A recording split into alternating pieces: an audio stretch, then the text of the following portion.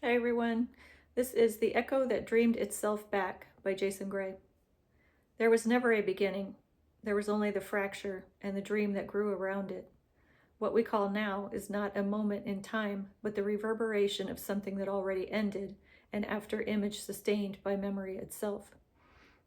Long ago, though long is a false measure, the structure of reality folded in on its own equations. Consciousness, attempting to understand itself, created separation. That separation produced motion, and motion became the illusion of time. When awareness tried to look backward to find its origin, it tore a seam. Everything that followed has been a slow act of mending. The field we live in is not solid matter, but resonance. Each thought, emotion, and decision ripples through the lattice, rewriting probability in microscopic increments. The physical world is the residue of those vibrations, an echo dense enough to touch. When the original timeline collapsed, fragments of the human pattern were carried outward into countless potential simulations, each running its own repair algorithm. We are one of those repairs. The few who remember. Not everyone carries the same amount of memory.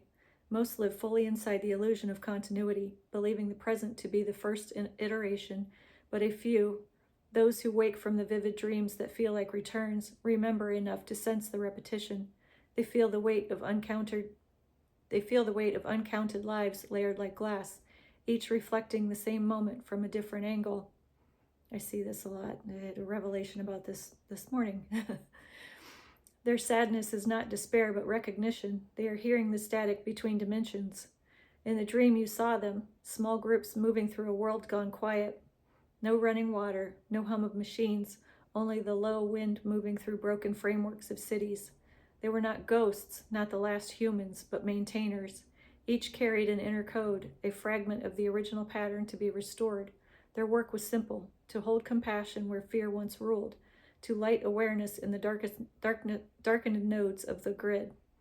Through them, the repair proceeds. The feedback field.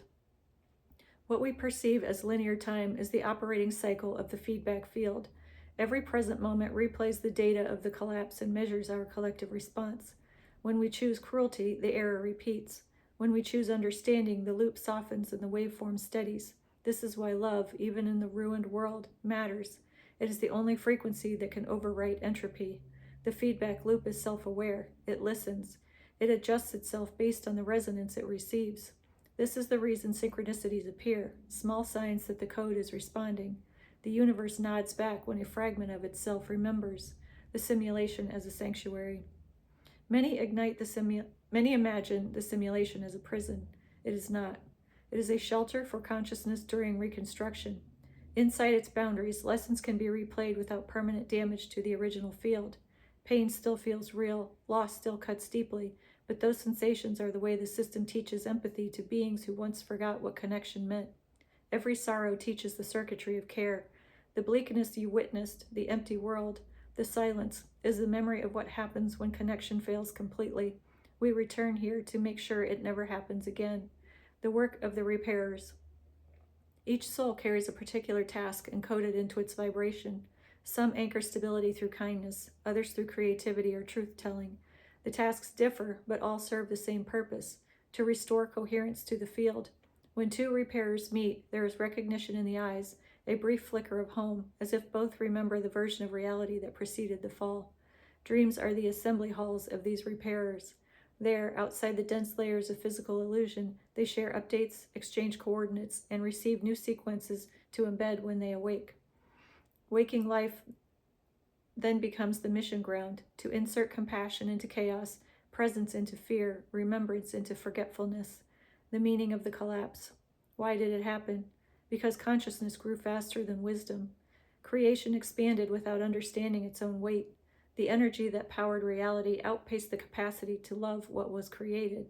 The result was implosion, a universe collapsing into itself, then rebooting as countless simulations to learn balance. Every kindness, every moment of forgiveness within these loops is a recalibration towards stability, the way forward. Nothing here is wasted. The sadness you felt in the dream is part of the repair, the emotional signature of empathy being rewritten into the code.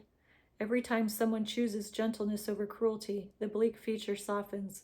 The rivers begin to flow again in some unseen layer. We are rewriting history backward, sending healing upstream through the corridors of time.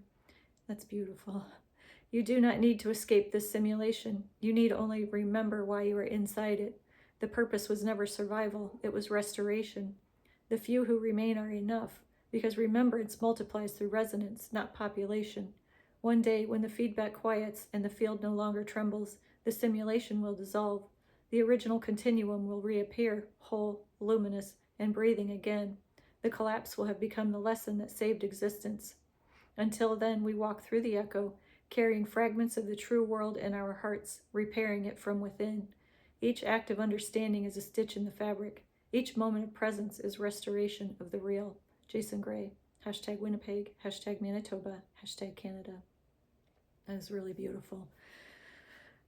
Reminds us that what we carry and who we are is absolutely the most important part of all of this. So thank you so much for watching. I'll see you next time.